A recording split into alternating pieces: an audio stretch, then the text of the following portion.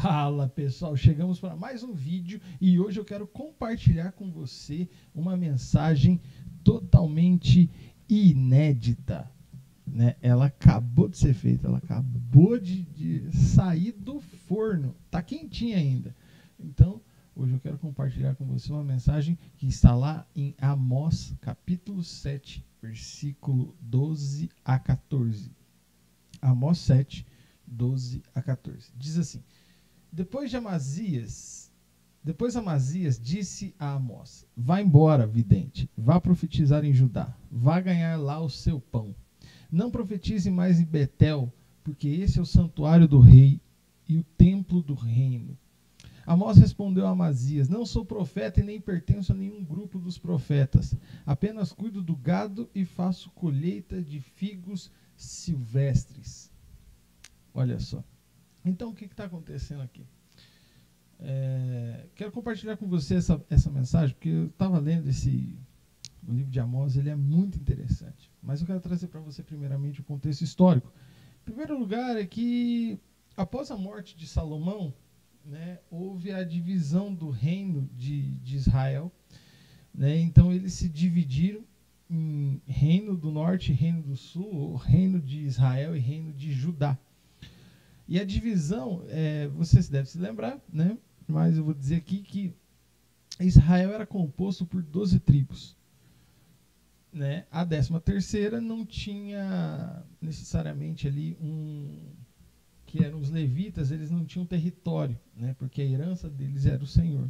Então, quando eles se dividiram, eles dividiram 10 e 2. 10 tribos ficaram com o reino do norte, sendo Israel, e 2 tribos ficaram sendo o reino de Judá, o reino do sul.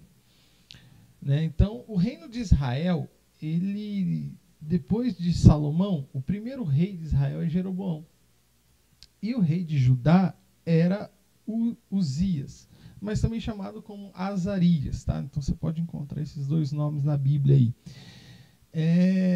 E aí o que acontece? É uma nação dividida. Jesus vem dizer no Novo Testamento, né, muitos anos depois, que uma nação dividida ela não subsiste. Um reino dividido contra si mesmo, ele não tem muita duração. Então, é preciso guardar essa informação aqui para algumas coisas que nós vamos entender mais para frente. Então,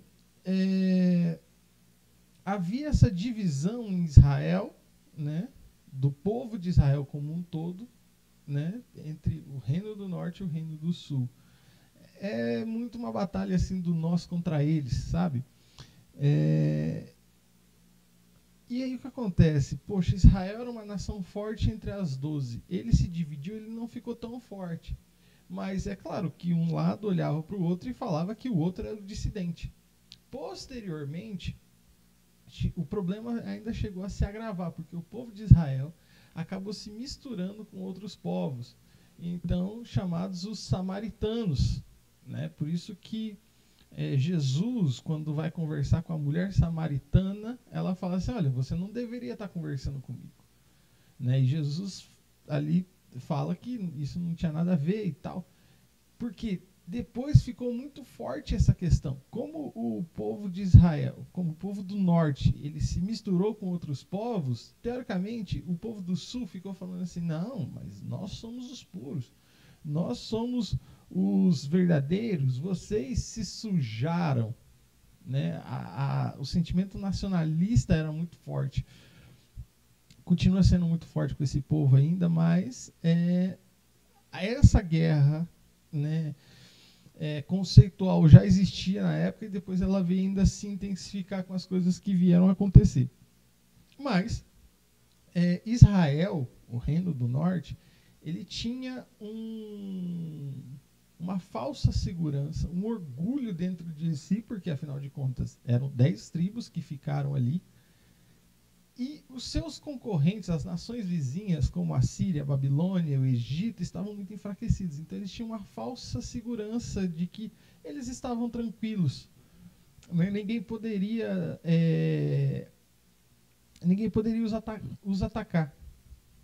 Né? Então essa era a realidade, o pano de fundo da qual Amós começa a a profetizar, a falar. Né? E por isso eu quero compartilhar com você o título dessa mensagem. Amós, vai para casa. Por quê? Amós, ele era do reino do sul e ele vem profetizar no reino do norte. É muito doido isso.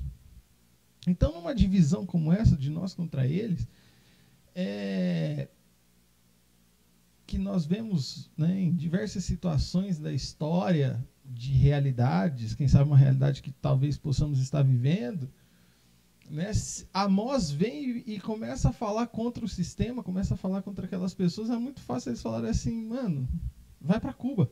Ou quer dizer, vai para Judá. Né? Então, eles querem calar a voz de Amós. Então, por isso o título de hoje é Amós, vai para casa. Em primeiro lugar, eu quero mostrar para você que Amós, ele era um homem sem amarras. Amós era de Judá, então ele não tinha nada a ver com o reino do norte, porque a divisão já havia acontecido. Então eu preciso entender isso. Em segundo lugar, Amós, ele era boiadeiro, ele cuidava de gado, ele era um pastor de rebanho. Ele não era um cara do ofício. Ele não era de linhagem sacerdotal, nem de linhagem de profetas. Ele não era filho de ninguém para ter uma referência ou começar a profetizar. Não, ele simplesmente era Amós. Ele era ele. Ele era vamos colocar aí, um empreendedor, um empresário, porque ele tinha o seu gado. E além disso, ele ainda, no texto que lemos, né, ele fazia colheita de figos silvestres. Então ele ainda cuidava, o trabalho que ele fazia, ele tinha que fazer o corte na fruta para que permanecesse doce. É muito legal, eu estava lendo sobre isso, né? É um termo lá um pouquinho difícil, que não é tão conhecido, né? Então eu não acabei pegando essa tradução, que aí traduzia o termo e ficava bem legal. Então, Amós, ele era um cara que ele era multifunção. Ele era pastor, né? Ele tinha esse negócio de cuidar de animais, mas também ele era um cara que tinha o seu talento com as frutas. Ele cuidava, ele trabalhava com frutas também. E, como eu falei, ele não tinha simplesmente uma linhagem para poder dizer. Ele não era de linhagem sacerdotal, ele não era de linhagem eclesiástica, né, no sentido de ter cargos, né? Não, ele era simplesmente o cara ali que trabalhava com isso. E a palavra vem a ele. Ou seja, ele não foi buscar uma palavra, ele não queria ser alguém, ele não estava ansiando por alguma coisa, não. Simplesmente ele foi escolhido para isso, né? E a palavra veio a ele. Os sonhos, as visões, melhor dizendo, a palavra da profecia dele vem a ele. Né? Deus o escolhe, Deus o convoca para para realizar uma missão. E nada do que ele faz é por desejo próprio, mas é sim pela vontade de Deus. Então, em primeiro lugar, é isso. É um homem sem amarras. Ou seja, ele não estava fazendo o que ele fazia porque ele tinha interesse em A, B ou C. Ele não queria defender o general, o capitão, né, do Reino do Norte ou o capitão do Reino do Sul. Não, muito pelo contrário. Ele também não queria fazer arruaça. Ele não queria derrubar o capitão e colocar o ex-presidiário. Não, nada a ver. Amós, ele simplesmente estava transmitindo a palavra. Não significa que, por ele estar pregando contra Jeroboão e contra a nação de Israel, ele estava defendendo alguma outra questão. Ele simplesmente estava falando aquilo que lhe foi permitido e confiado para que ele falasse. Somente isso. Então, Amós era um homem sem amarras. Ele não tinha nada que o prendesse, ele não tinha nada que o culpasse, ele não tinha nada que pudesse condená-lo. Em segundo lugar, Amós, ele era um cara contra o sistema. Ele era um homem contra o sistema. Um homem sem amarras e um homem... Em segundo lugar, Amós, ele era um homem com visões. Ele teve muitas visões, né? E o livro dele conta pelo menos 5 visões. E o que é muito interessante, que isso resume bem a ideia do livro, né? E é um diálogo que ele vai tendo com Deus em muitos pontos, né? Porque Deus, ele mostra que vai fazer alguma coisa. Deus, ele mostra o problema de Israel. Amós fala contra Israel, né? E também intercede em favor de Israel, fala assim: Deus, mas não faça isso, né? Amós ainda mostrava, apesar de ser da outra nação, Amós mostrava uma compaixão para com o povo do Reino do Norte, né? De Israel. E Deus, por 2 vezes, fala assim: não, tudo bem, não vou fazer. Mas na terceira, Deus fala: não tem jeito, eu vou fazer.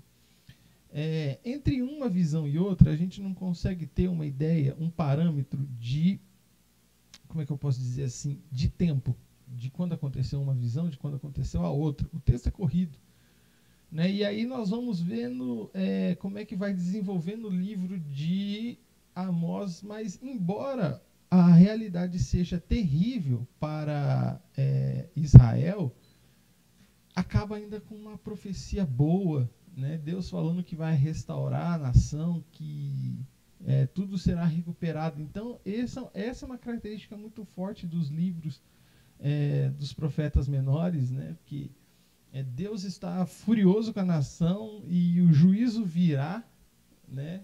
O juízo nem chegou ainda, mas o juízo virá. E Deus já está falando que que o povo será liberto desse juízo. Então é muito interessante, isso é uma característica dos livros proféticos, né?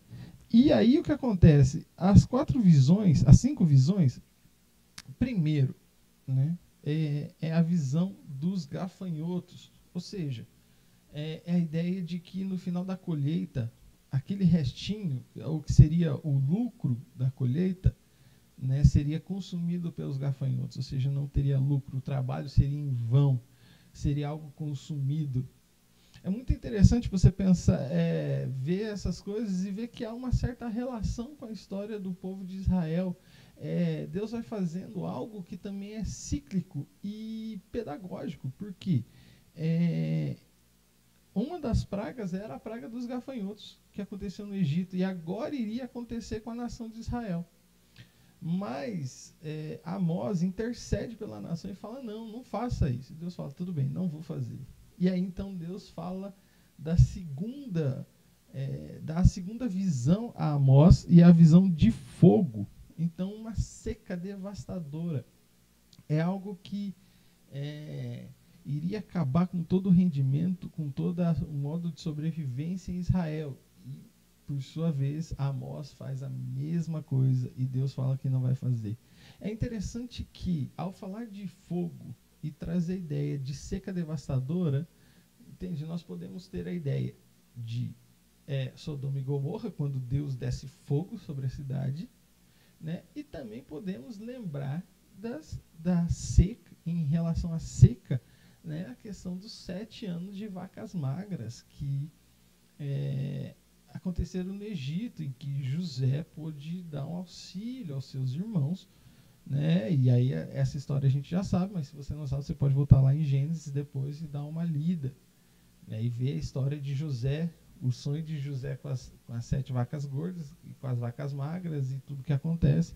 E é o momento em que José reencontra os seus irmãos que o venderam.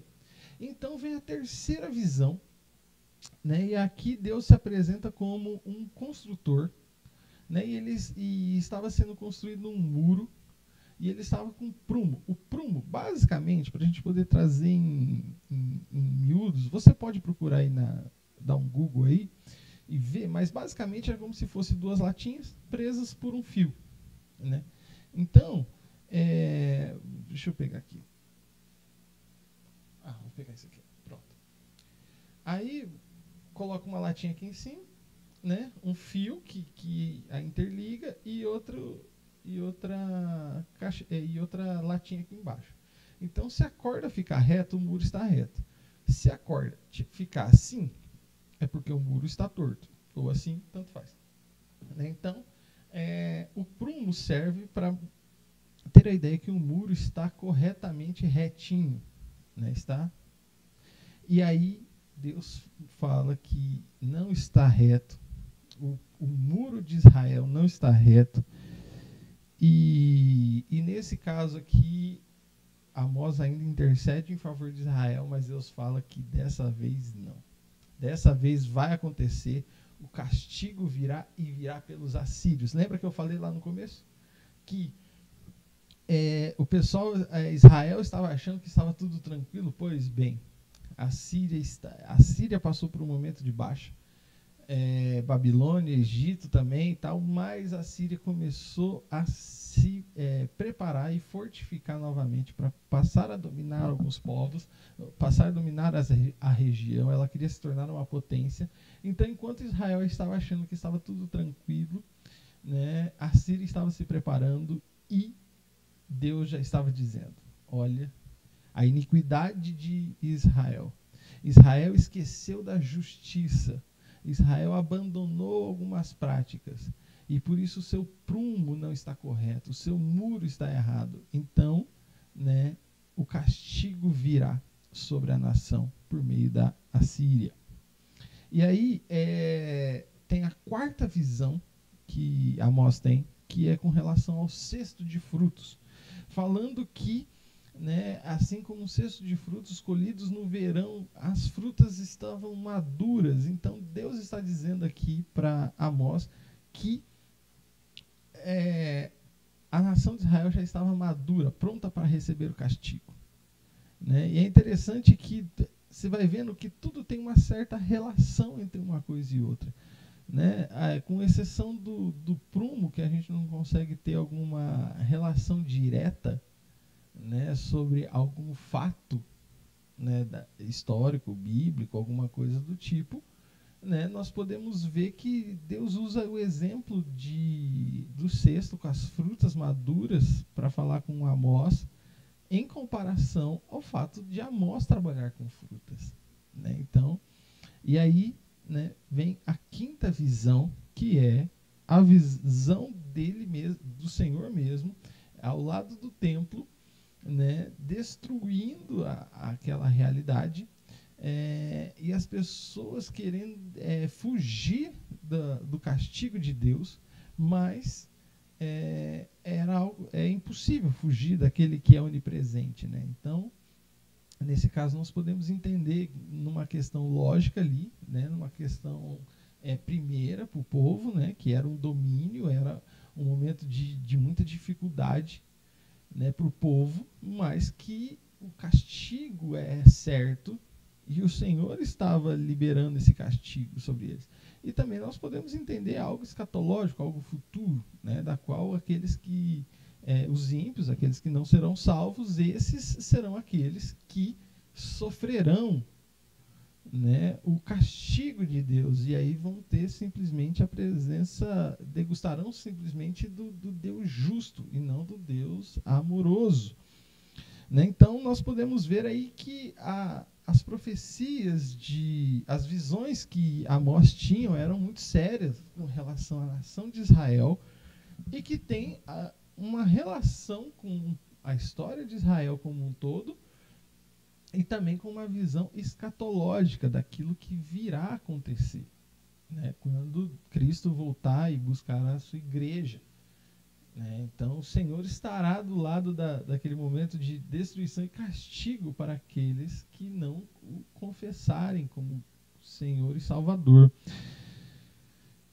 Então, embora Amós fosse alguém contra o sistema, ele era um homem que não tinha amarras, né? E ele era um homem de visão. Ele teve muitas visões. E Amós, obviamente, não era um cara comum. Né? Você já pode ver que nessa época ele era um cara que já tinha 2 empregos, basicamente. Né? Ele tinha 2 fontes de renda.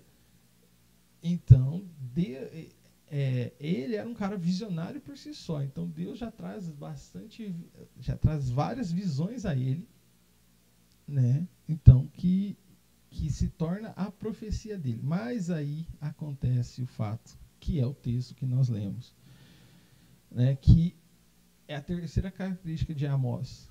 Né? Primeiro, Amós era um homem sem amar. Segundo, ele era um homem com visões. E terceiro, ele era um homem contra o sistema.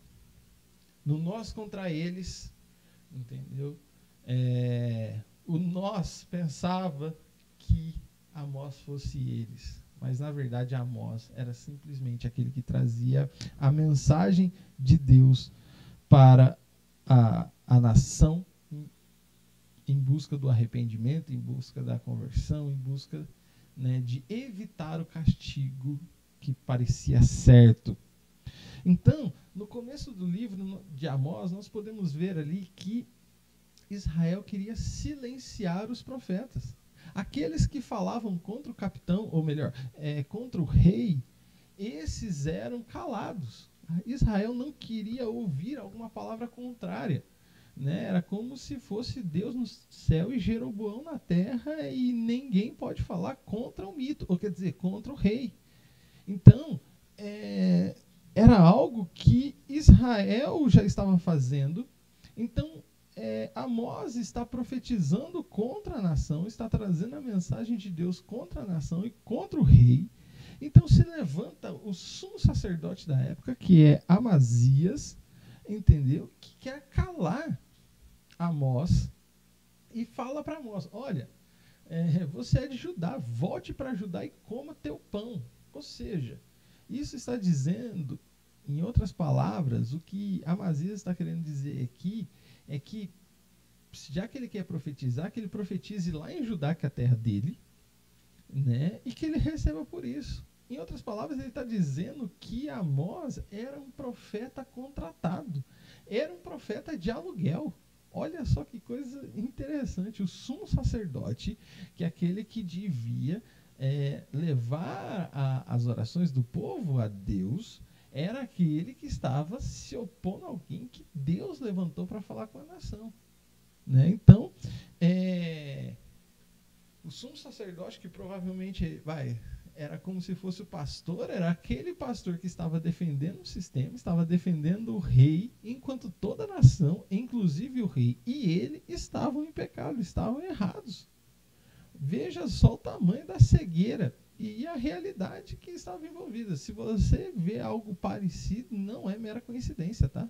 É realidade. Em Eclesiastes, né, um pouco antes, aí, Salomão já tinha escrito que não há nada novo debaixo do sol. Então, aquilo que você pode estar vendo ou que você viu, né, pode ser alguma coisa que não é nada novo. Né? Isso já aconteceu em Israel, por exemplo. Então, além de...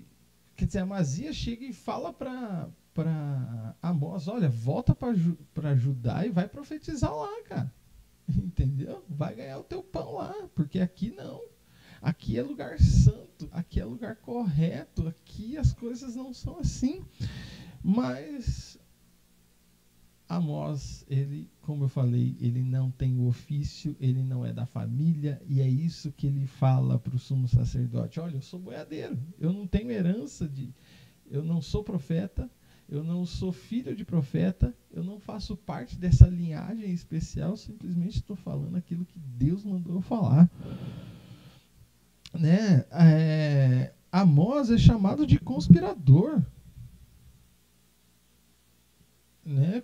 Porque ele está falando contra o sistema. E quantas vezes nós não temos que falar contra o sistema?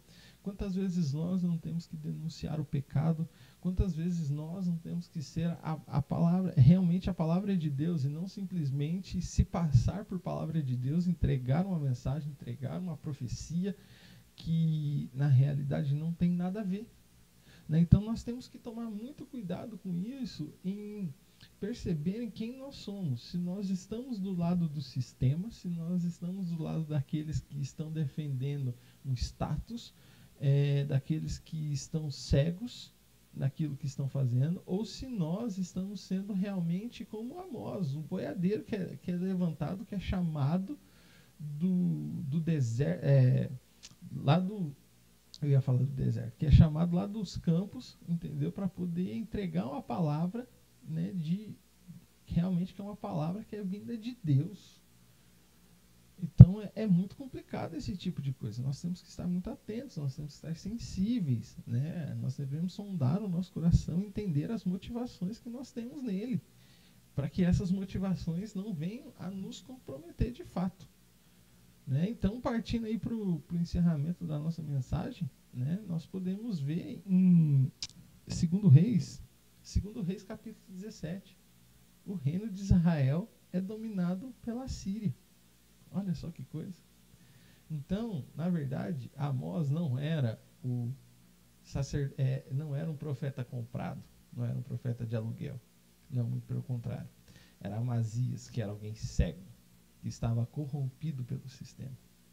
Então essa é a minha mensagem de hoje, né?